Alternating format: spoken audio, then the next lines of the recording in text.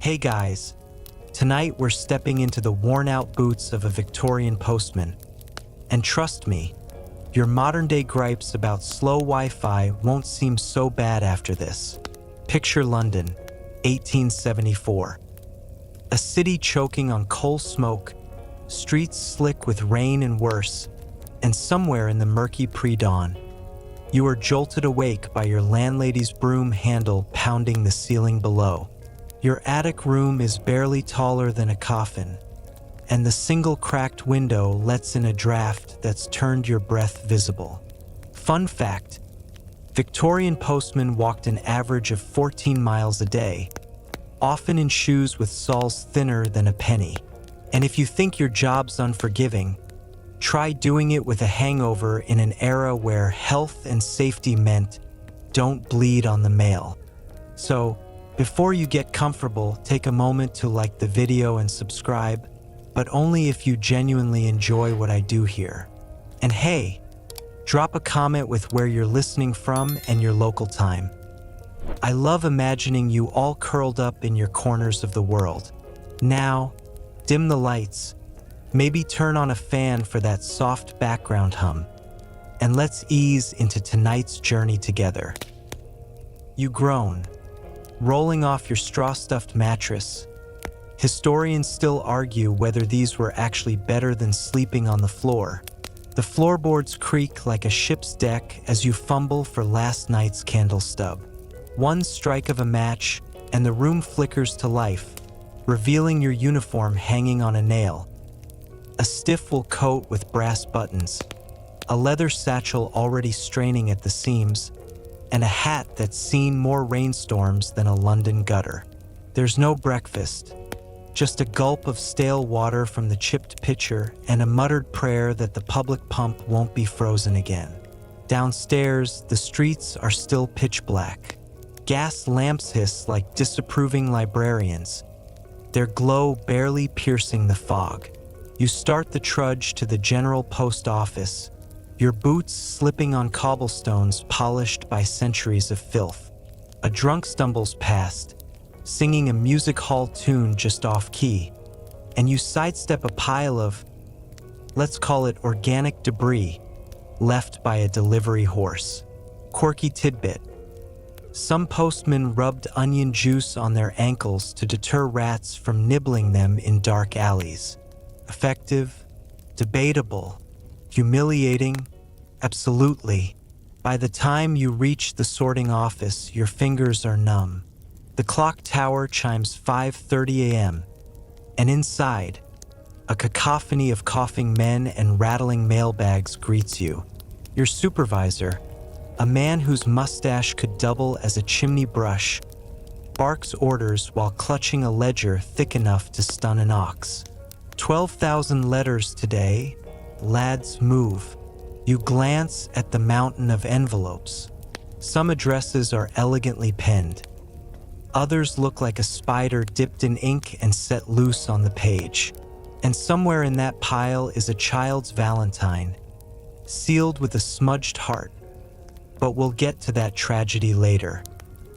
The sorting office is a controlled chaos of fluttering paper, flickering gas lamps, and the low hum of muttered curses.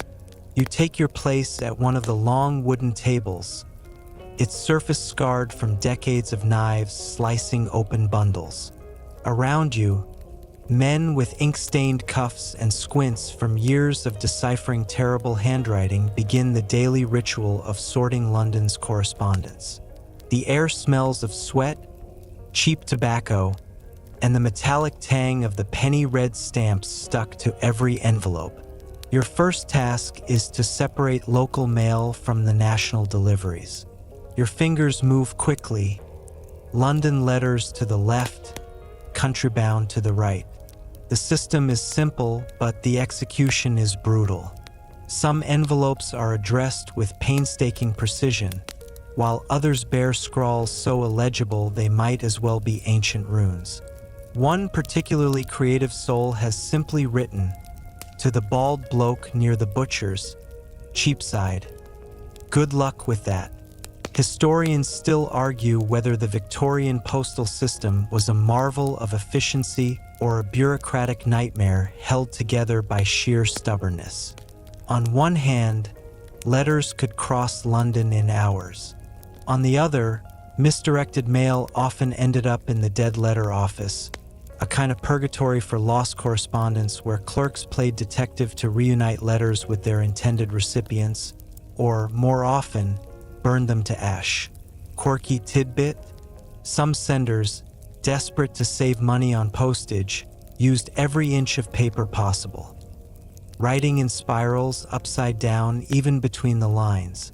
The most frugal or paranoid would cross-write, filling a page normally, then turning it sideways and writing over the top, creating a near unreadable grid of ink. You pause at one envelope, slightly damp at the corner, addressed in a child's shaky hand to Miss Emily, the nice lady with the flowers, by the park. No street number, no surname, just a red wax seal pressed with what looks like a thimble. It's clearly a Valentine, probably some schoolgirl's first crush. The rules say you should toss it into the dead letter pile, but something makes you hesitate. Maybe it's the smudged fingerprint in the corner, or the way the PS. I think your pretty peeks out from under the seal. Before you can decide, the foreman's voice booms across the room. Move it, lads. The first deliveries go out in 20 minutes. You tuck the Valentine into your pocket, just for now, and grab your assigned bundle. Time to hit the streets. The weight of your satchel settles against your hip as you step back into the morning chaos of London. The city is waking in earnest now. Costermongers shouting over their barrows, chimney sweeps coughing through soot-stained scarves, and the clatter of hooves as delivery carts rattle past. Your first stop is Mayfair, where the wealthy expect their post before breakfast. The leather strap of your bag digs into your shoulder, already sore from yesterday's rounds. Inside, alongside the usual letters and circulars, rests your unofficial survival kit. A truncheon for dogs, drunks, and the occasional opportunistic thief. A flask of something strong enough to strip paint, strictly medicinal, of course, and a crumpled list of addresses notorious for vicious pets or eccentric recipients. You've barely turned onto Grosvenor Square when a shrill bark announces the arrival of Sir Reginald Pemberton's demonic terrier, aptly named Baron von Hellspawn by the postmen who've lost trouser cuffs to its teeth. The beast lunges, teeth bared, but you're ready. A well-aimed flick of the truncheon sends it yelping back behind the iron gate. The butler, who's been watching with thinly veiled amusement, finally deigns to open the door. "Ah," he says dryly. The brave courier survives another day. You hand over a thick envelope sealed with crimson wax. Another gambling debt, no doubt, and resist the urge to ask if the dog's ever actually bitten anyone important. Historians still argue whether Victorian elites trained their dogs to attack postmen as a status symbol or just for entertainment. Either way, you've learned to read the subtle warnings. A chewed gatepost means trouble. A ribbon tied to a knocker signals a safe house, usually a governess or servant willing to slip you a biscuit, and a too polite "do come in" from a butler likely means you'll be trapped listening to some aristocrat's monologue about the weather for 20 minutes. Quirky tidbit: some postmen carried pockets full of cheap biscuits to distract territorial dogs. A few even kept detailed canine maps of their routes, noting which houses offered treats and which required strategic retreats. You're halfway through your Mayfair deliveries when you feel it, the unmistakable weight of the Valentine still tucked in your pocket. The rules are clear. Undeliverable mail goes to the dead letter office. But as you pass a small park where a young girl in a patched dress sells posies of violets, you hesitate. The name Emily glares at you from memory. Could it really be this easy? Before you can second-guess yourself, you're striding over. The girl looks up, wary until you hold out the envelope. "For Miss Emily?" you say. Her eyes widen, not with recognition, but with sudden, heartbreaking understanding. "Oh," she whispers, that's my name, but I ain't the one who wrote it." She turns the envelope over, tracing the clumsy heart. "Must be another Emily." The disappointment in her voice is sharper than Baron von Hellspawn's teeth. You leave her there, clutching the unopened letter like a relic. The rest of your route blurs into a parade of slammed doors, suspicious glares, and one elderly widow who insists you read her nephew's letter aloud because her spectacles are somewhere with the marmalade. By the time you reach the East End, the morning's optimism has curdled into exhaustion. Here, the rules are different. Mail is often paid for in buttons, broken china, or promises. A gaunt woman in a doorway presses a cold sausage into your hand in exchange for a pawn ticket. "For my lad inside," she says, and you don't ask which prison. The valentine burns in your pocket. You'll have to surrender it at the office. Probably. The sun climbs higher, but the East End clings to its shadows. Narrow alleys where laundry hangs like ghosts between buildings, and the smell of boiling bones from the glue factories mixes with the sour tang of spilled gin. Your boots stick slightly to the cobbles as you navigate the maze, dodging piles of fish heads left for stray cats and the occasional child sent tumbling into your path by some unseen sibling squabble. This is where postal rules bend like a penny under a hammer. You pause at a tenement with a door hanging by one hinge. The address matches a smudged letter in your bag. No stamp, just a thumbprint in the corner where the penny should have been stuck. The recipient, a wiry man with a cough that sounds like a shovel scraping gravel, eyes you with suspicion until you mention the letters from Glasgow. His face softens. "Our genie," he murmurs, pressing a warm sausage roll into your hand. East End currency is 50% pastry. "She's in service up there. Good lass." He doesn't ask you to read it to him, but the way he holds the paper suggests he'll find someone who can. Historians still argue whether the Victorian working class trusted the post office or simply tolerated it as a necessary evil. For every family cherishing a letter from an emigrant son, there were 3 others convinced the government steamed open envelopes to spy on the poor. Quirky tidbit? Some working-class correspondents wrote in code. A squiggle next to the signature meant, "I'm being forced to write this," while a doodled bird signaled, "Burn this after reading." Your satchel lightens as you distribute letters to seamstresses, dock workers, and a one-legged veteran who pays you in a handful of musket balls. For next time the French get ideas. Then you turn down a dead-end alley where the bricks weep damp, and a figure peels away from the wall. Postal. The voice is female, sharp as a broken window. She's wrapped in a shawl big enough to hide a stolen chicken, but her eyes gleam with calculation. "Heard you got summit for the widow knot." You stiffen. The widow knot's letters are legendary in the office. Heavily perfumed, sealed with black wax, and always addressed in the same looping hand. Rumor says she's a medium charging rich fools to contact their dead relatives. The clerks bet on how long before one of her marks realizes, "Auntie Bess says you owe me £20 is a scam." The woman in the shawl extends a hand. "Tuppence if you let me take it up." You hesitate. Protocol says deliver to the named recipient only. But the widow lives on the 5th floor of a building with no staircase, just a rotting ladder. And your knees haven't forgotten last week's climb. The decision is made for you. A scream echoes from above, followed by the unmistakable sound of crockery exploding against a wall. The woman sighs. Ah, she's channeling Napoleon again. She pockets the unopened letter. Tell the office you tried. You mark the delivery as attempted in your book. Some battles aren't worth the musket balls. The clock tower strikes noon as you duck into a dimly lit tavern. Its windows so grimy the sunlight gives up halfway through.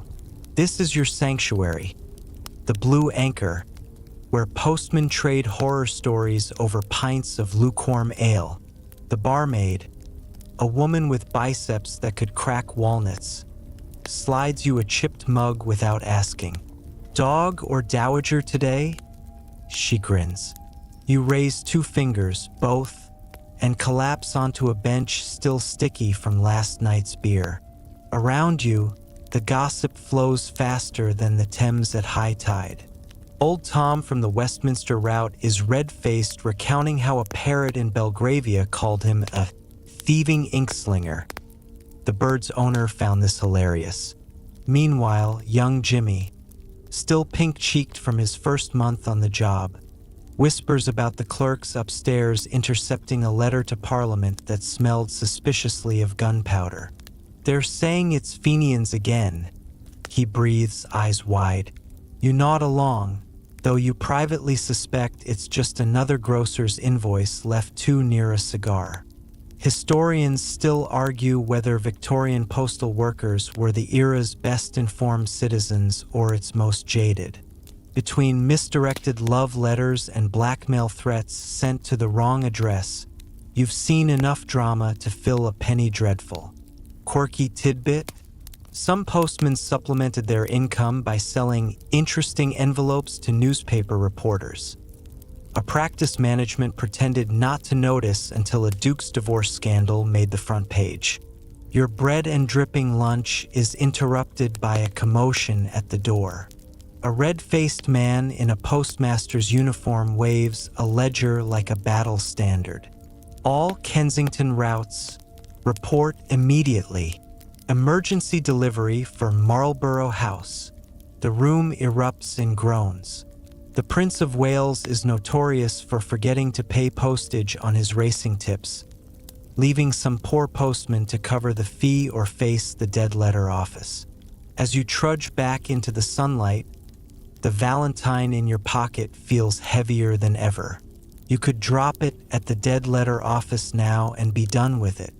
But then you pass a haberdasher's window displaying a child's straw hat with violets stitched into the brim, just like the flowers that other Emily was selling. The coincidence prickles at you like a wool vest in July. A hand claps your shoulder. It's Charlie from the Fleet Street route, holding out a smudged piece of paper.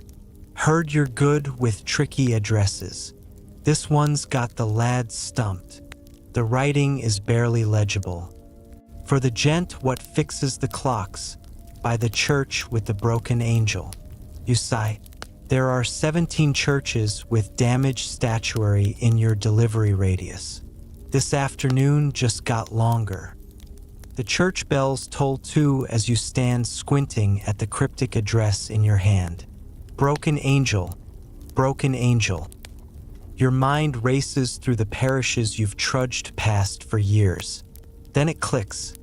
St. Clement's, where a stone seraphim lost its head in a storm last winter and still lies in the churchyard like a toppled drunk. You adjust your satchel and set off, dodging a street sweeper's broom and a puddle that smells suspiciously like ammonia. The churchyard is quiet, the kind of quiet that makes your boots sound too loud on the gravel path. The headless angel greets you from its bed of weeds, one chipped wing pointing accusingly at the sky. Behind it, a small workshop leans against the church wall like a tired child clinging to its mother. Through the grimy window, you see the glow of a lantern and the silhouette of a man bent over something small and intricate. You knock. The door creaks open to reveal a stooped figure with magnifying lenses strapped to his forehead like some kind of mechanical insect. "Post," you say, holding out the letter. The clockmaker's hands, stained with oil and trembling slightly, reach for it eagerly. He tears it open right there, his eyes darting across the page before he lets out a sound halfway between a laugh and a sob. "She's coming home," he murmurs. Then, remembering you're still there, he presses a tarnished pocket watch into your palm. "For your trouble, it only loses 5 minutes a day." Historians still argue whether Victorian clockmakers were true artisans or just glorified tinkerers. Quirky tidbit: many supplemented their income by repairing musical boxes for brothels, a fact they omitted from their church-going resumes. You pocket the watch, it's better than sausage rolls, and turn back toward the bustling street. But something nags at you. That look on the clockmaker's face when he read his letter. It's the same raw hope you saw in the flower girl's eyes this morning. You pat your coat pocket. The Valentine is still there. A shout from the street snaps you back to reality.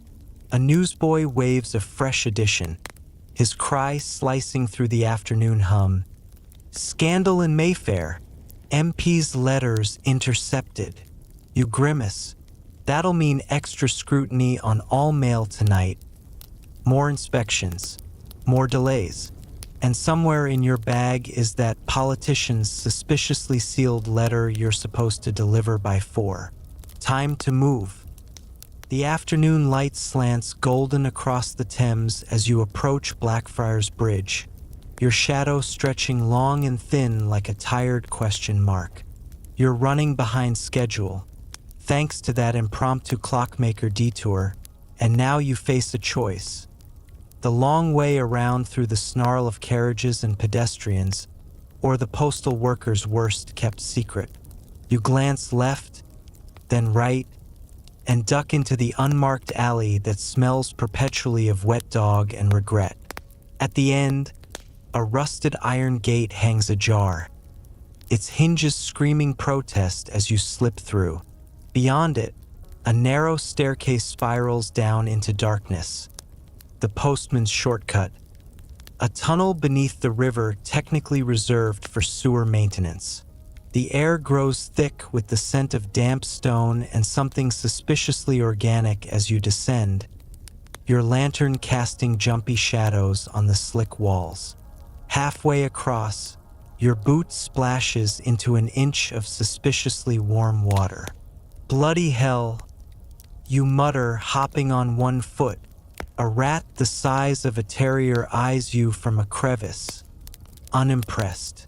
Historians still argue whether these tunnels were ever actually used for their intended purpose, quirkily named the Underground River Fleet, or if they'd always been a glorified smuggling route.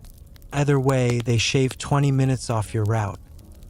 Assuming you don't drown, get lost, or meet one of the legendary mudlark ghosts the older postmen swear haunt the passages. Emerging gasping into the daylight on the south bank, you nearly collide with a street artist sketching caricatures of passers-by. He takes one look at your damp trousers and ink-stained fingers and begins drawing furiously. "For posterity," he grins, holding up a shockingly accurate depiction of you as a drowned rat with a mailbag. You flip him a ha'penny and snatch the paper. Maybe you'll gift it to the Kensington route postman who owes you 3 shillings. Back on schedule, you cut through Borough Market, where the scent of fresh bread and spoiled fish wage olfactory war. A fishmonger's apprentice grins at you, holding up a herring like a trophy. "Postai, got a love letter for me." You pat your bag. "Only if your sweetheart's a member of Parliament." His laughter follows you down the lane. Then you see it, the politician's townhouse, its gleaming black door guarded by a footman with biceps like Christmas hams. the letter in your bag suddenly feels heavier. That crimson wax seal isn't just official. It's the exact shade used by the Foreign Office, and the way it's slightly smudged at the corner suggests someone opened and resealed it in a hurry. You hesitate, deliver it as is, and risk being implicated if it's contraband? Lose it and face the wrath of the postal inspectors? The footman cracks his knuckles. Time to decide. The footman's glare bores into you as you climb the townhouse steps, the suspicious letter practically burning through your satchel. Up close, you notice his lapel pin, a tiny silver lion. The same insignia stamped on half the confidential dispatches that pass through the General Post Office. Coincidence? Unlikely. You hand over the letter with your most professional nod. The footman examines the seal, his thumb lingering exactly where the wax is disturbed. A muscle twitches in his jaw. "Wait here," he growls, disappearing inside. Through the half-open door, you catch snippets of a hissed argument. "Told you not to use that seal." Intercepted at Dover. Then a woman's voice, sharp as broken crystal. "You idiots involved the Postal Service?" Historians still argue whether Victorian politicians were genuinely terrible at espionage or just spectacularly unlucky. Quirky tidbit: at least 3 MPs were caught spying because they reused the same invisible ink recipe as their mistress's love letters. Lavender water and lemon juice. You edge backward, suddenly very interested in the potted geraniums. The footman reappears, pressing a coin into your palm. A gold sovereign, enough to cover 2 weeks' rent. His grip lingers a second too long. "For your discretion." The unspoken or else hangs in the air like sewer gas. You pocket the bribe and practically sprint down the steps. By the time you reach the relative safety of a crowded omnibus stop, your heart's pounding louder than a steamship piston. The sovereign feels radioactive in your pocket. You've seen enough to guess what you just delivered. Either state secrets or someone's very incriminating divorce papers. Either way, it's trouble. A newsboy's cry slices through your panic.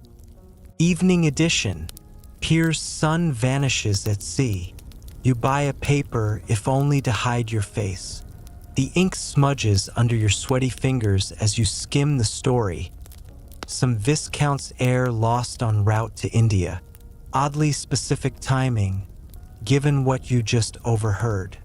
The clockmaker's watch, currently ticking in your waistcoat, reads 4:47 p.m. 1 more hour until official deliveries end, but your satchel's still half full. And that damned Valentine's still in your coat, now slightly crumpled from your near-death experience with national security. As you turn onto a quieter street, a shadow detaches itself from a doorway. Not a footman this time, a woman in a gray cloak, the same one who took the widow Knott's letter earlier. She falls into step beside you. "Heard you met our friends in Westminster," she murmurs. "Word of advice? Sleep with your window locked tonight." Before you can respond, she melts into the crowd. Your next delivery suddenly seems very unimportant. The sun dips low, casting London in a deceptive golden glow that almost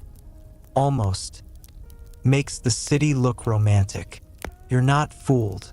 That same light turns every puddle into a potential trip hazard and every alley into a shadowy maw. Your feet ache, your shoulders scream from the weight of the bag, and now you've got some mysterious cloak and dagger woman warning you about locked windows. You check the clockmaker's watch again. 5:12 p.m. Almost done. Just a few more deliveries in the warren of streets near Covent Garden. where the theaters are starting to spill their well-dressed audiences onto the pavement. A group of laughing actresses sweep past you, their perfume drowning out the usual stench of horse manure and coal smoke.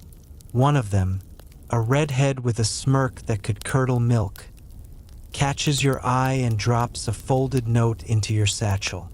"For Mr. Henderson at the Adelphi," she purrs. "Be a darling and don't lose it."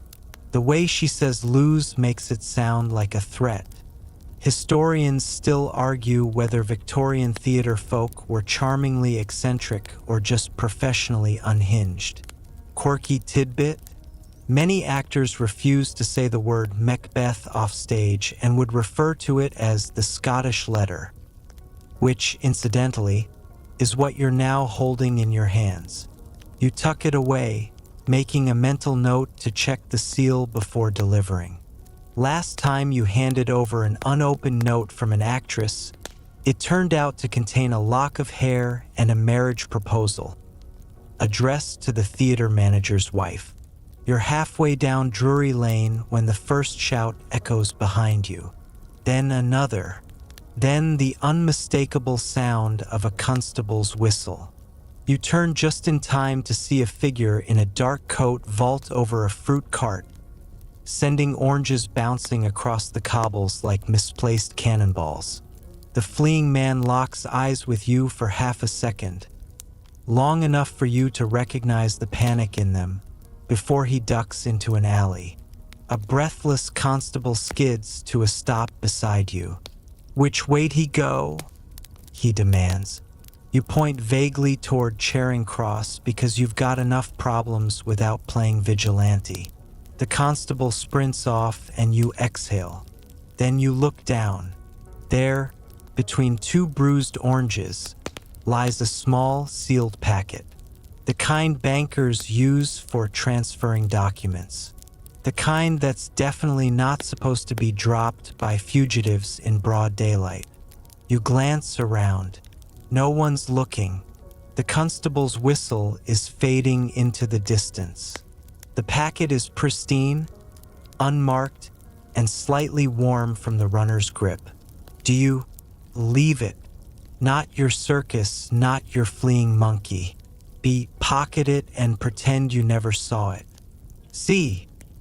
Deliver it to the nearest police station and earn yourself a week of paperwork. You're a postman. The choice is depressingly obvious. The packet disappears into your satchel with practiced ease. Years of handling misplaced mail have made you an expert at plausible deniability. You adjust your bag and keep walking, but your pulse thrums in your throat like a trapped bird. That constable's whistle was too close. That runner's face, sharp, scared, sticks in your mind like a burr. You force yourself to focus on the remaining deliveries. The Adelphi Theater looms ahead, its gaslit marquee buzzing with patrons eager for tonight's melodrama.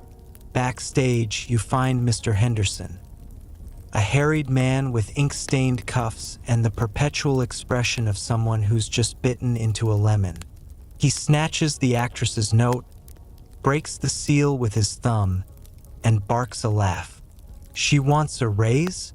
Tell her I'll raise her right into the gutter if she's late again. He crumples the paper and chucks it at a nearby stagehand.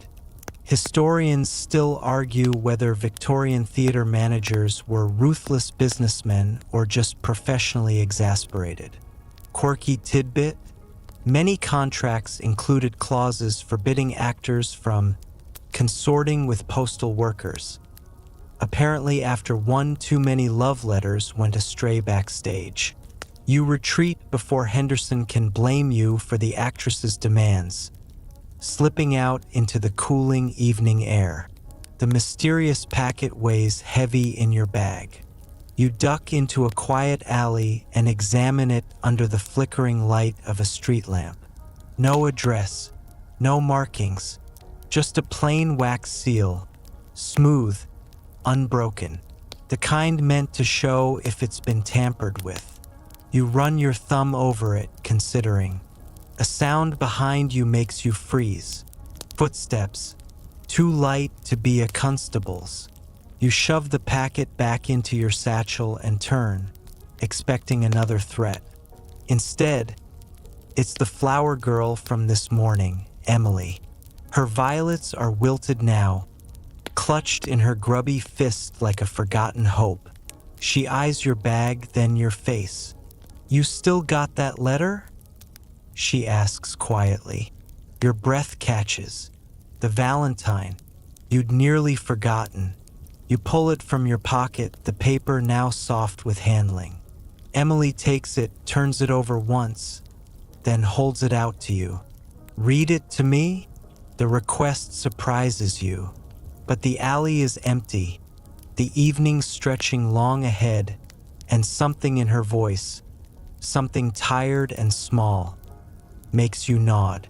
You break the seal. Inside, in a child's uneven script, "Dear Miss Emily, I think your flowers are the prettiest in London. I saved a halfpenny to buy one, but Ma says we can't spare it. Maybe someday. Your friend, Tommy.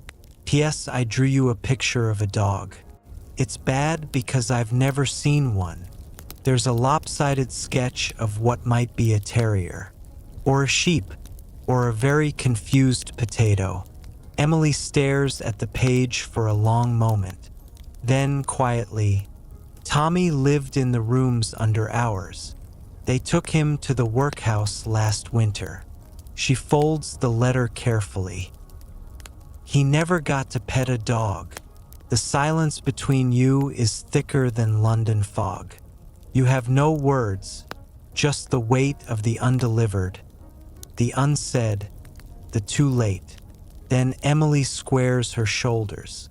"You should open that other one," she says, pointing to your satchel. "The one that fell out when you checked the letter." You blink. Sure enough, there's another packet at the bottom of your bag. Small, unmarked, and definitely not yours. When did that get there? The second packet feels heavier than it should, like it's made of lead instead of paper. You turn it over in your hands, the wax seal glinting ominously in the dim light.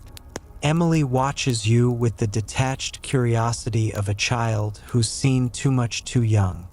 "Well," she prompts, "you should turn this in. You know you should. But after today, the politician's bribe, the actress's threats, the runner's desperation. Your curiosity is a live wire. You crack the seal. Inside, a single key and a slip of paper with 3 words. Ladbroke Grove. Midnight. That's it. No explanation. No signature. Just a key that could open anything from a postbox to a prison cell. Emily whistles low. That's trouble. She pockets Tommy's letter like a seasoned conspirator. "You gonna go?" You almost laugh. Of course you're not going. You're a postman, not a character in a penny dreadful. But as you stare at the key, your mind races through the day's events. The intercepted letters, the foreign office seal, the vanished Viscount's heir. Coincidences? Unlikely. Historians still argue whether the Victorian Postal Service was ever knowingly used for espionage. Quirky tidbit? During the Napoleonic Wars, one postmaster famously steamed open letters with a tea kettle, leading to the still-used phrase, "spilling the tea." You fold the note and tuck both it and the key into your waistcoat. Maybe you'll drop them at the dead letter office tomorrow. Maybe. A church bell tolls 6. Your official deliveries are done, but the night's work is just beginning. The return haul awaits. You say goodbye to Emily, who's already halfway down the alley, her silhouette swallowed by the gathering dark. The walk back to the General Post Office is quieter now, the streets emptying as respectable citizens retreat behind locked doors. Your satchel, lighter without the day's mail, now bulges with return letters, packages, and, inexplicably, a cigar box that's been chirping since you picked it up in Bloomsbury. You don't want to know. As you pass a lit window, a newsboy's shout catches your ear. Extra, extra, bank robbery in Mayfair. You buy a paper without breaking stride. The headline blares, "Thieves tunnel into Lloyd's, escape with documents." The robbery occurred at noon, right around the time you were delivering to that politician. Your fingers drift to the key in your waistcoat. Ladbroke Grove, midnight. Coincidence? Not a chance. The General Post Office hums with the exhausted energy of men who've walked half of London today. Clerks squint at ledgers under flickering gas lamps, their fingers stained purple from sorting endless piles of penny stamps. You dump your satchel's contents onto the returns table. Letters, parcels, and the still chirping cigar box that's now vibrating ominously. Old Man Higgins, the senior clerk, pokes the box with a pencil. "That's someone's macaw," he sighs. "Third this month. Bloody things keep eating their way out." He marks it in the ledger as live cargo, temperamental, and slides you a token for the dead letter office. Speaking of anything undeliverable, your hand twitches toward your pocket where the Valentine was. But Emily has it now. All you've got left is the key and that cryptic note burning against your ribs. You shake your head. Higgins eyes you like he knows you're lying but can't be bothered to care. "Fine. But if I find out you've been hoarding mail again like that time with the French postcards, that was one letter. I'll have you sorting dead letters for a month." He stamps your delivery log and jerks his thumb toward the door. "Go home. You look like death warmed over." Historians still argue whether Victorian postal workers were criminally overworked or just constitutionally incapable of admitting exhaustion. Quirky tidbit: the postman stoop, that permanent hunch from carrying heavy bags, was considered a mark of professional pride. Some men padded their shoulders with extra cloth just to look more experienced. You're halfway out the door when a hand grabs your elbow. It's Charlie from the Fleet Street route, his face uncharacteristically grim. "Heard about your Westminster delivery," he murmurs. "Watch your back tonight. That MP's mixed up in the robbery, and the runners are pissed." You blink. "How do you?" "The butler's my cousin." He presses a crumpled note into your palm. "Address where they're stashing the loot. Don't ask how I got it." Before you can react, he's vanished into the crowd. The note reads, "Ladbroke Grove, midnight, same as yours." Your stomach drops. This isn't curiosity anymore. It's a trap. Or an invitation. Either way, you're holding 2 tickets to a show you never auditioned for. The clockmaker's watch ticks in your pocket. 8:17 p.m. 3 hours to decide. 3 hours until whatever's waiting in Ladbroke Grove comes looking for you instead. The pub across from the post office is packed with off-duty clerks and carriers, their voices a slurry of complaints and half-drunken laughter. You slump into a corner booth, the weight of the day, and the key in your pocket, pressing down like a physical force. A barmaid sloshes ale onto your table without asking. You drink half in one gulp, the bitterness doing nothing to clear your head. Ladbroke Grove, midnight, this madness to go. Absolute madness. You're a postman, not some back alley conspirator. But then again, you did deliver that suspicious letter to the MP.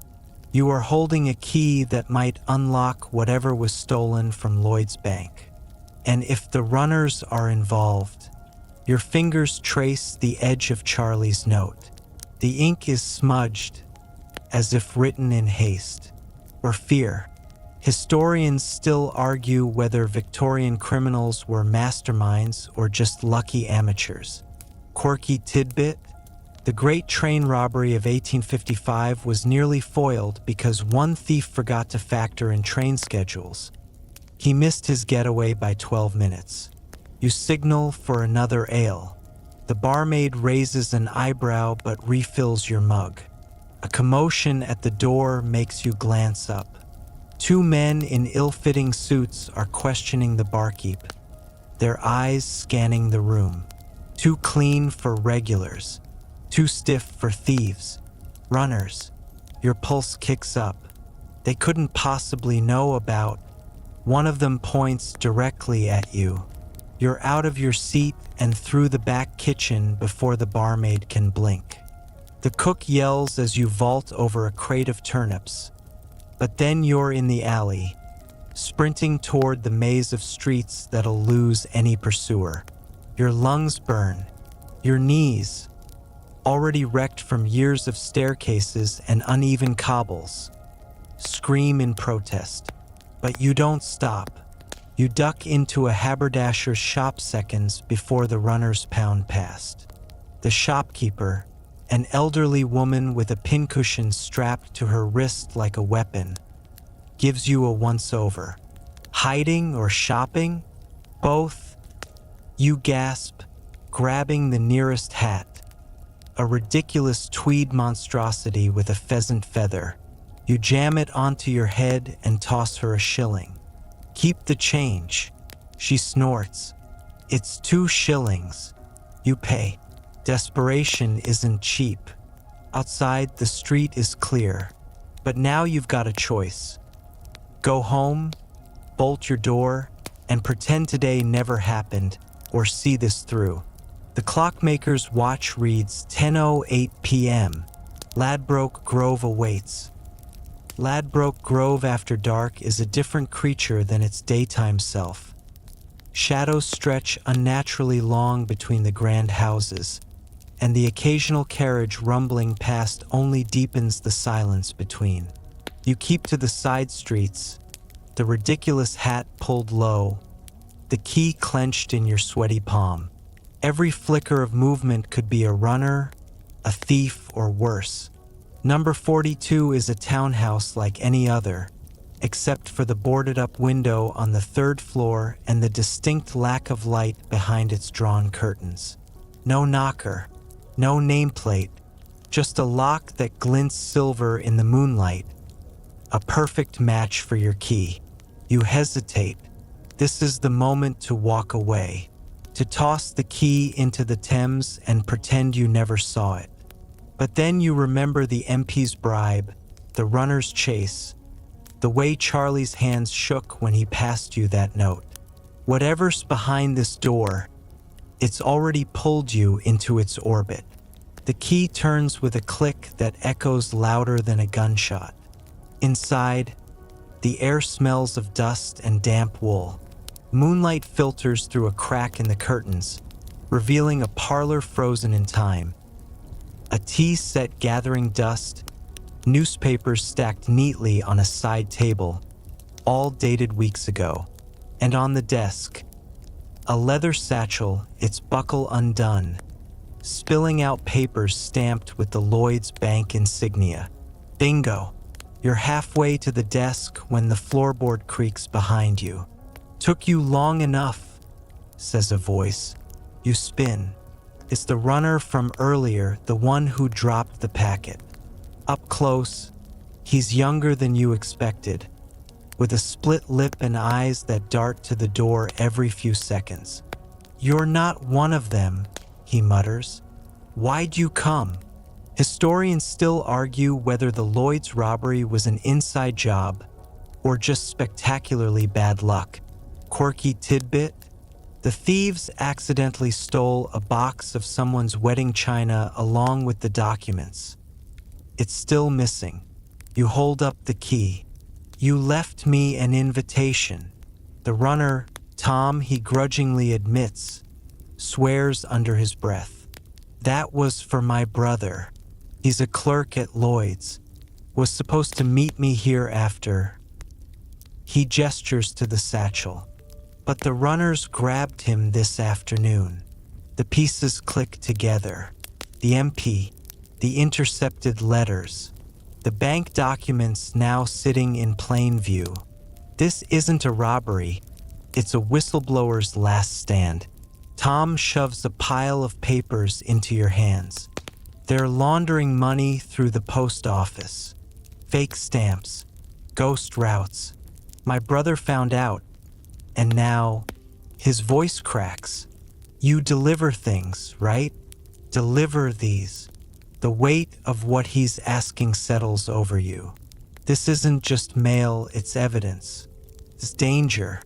It's a one-way ticket to either a commendation or a coffin. Outside, a whistle blows. Too close. Tom pales. They're here. The whistle shrieks again, closer now, maybe just houses away. Tom swears, shoving the rest of the documents into your arms. His hands are shaking. There's a back alley. Go. Now. You don't argue. The papers are a live thing in your grip, crackling with every hurried step as you bolt through the kitchen, down a narrow servant's stair, and into the night. Behind you, a door splinters. Shouts echo off the brick walls. You don't look back. The alley dumps you onto a quieter street, where the gas lamps flicker like drowsy sentinels. You force yourself to walk, not run. Just a postman finishing his rounds, nothing suspicious here. The documents are hidden under your coat now, pressed against your ribs like a second heartbeat. You should go to the authorities. But which ones? The runners might be in on it. The MP definitely is. And the post office? Higgins' face flashes in your mind. If I find out you've been hoarding mail. No, there's only one person left. The flower girl, Emily, is where you last saw her, huddled in a doorway with Tommy's letter clutched in her hands. She looks up as you approach, her eyes sharp despite the hour. Took you long enough, she mutters, echoing Tom's words with eerie precision. You kneel, pulling the documents from your coat. I need you to deliver something for me. She eyes the papers, then you. How much? 2 shillings. 5. 3. And I don't tell the constables about that pocket watch you lifted from the haberdasher. She grins, all teeth. Deal. You scribble an address, the Times office, and press it into her palm along with the papers. Don't let anyone stop you.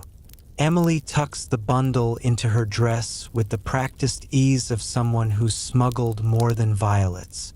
Where you gonna be? Somewhere with a very strong alibi. She vanishes into the shadows, silent as a ghost. You exhale, your breath fogging in the cold air. The clockmaker's watch reads 1:17 a.m. Back at the post office, your shift ended hours ago. Back at Ladbroke Grove, the runners are tearing apart an empty house.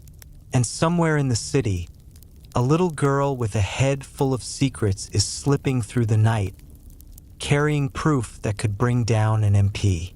You start the long walk home.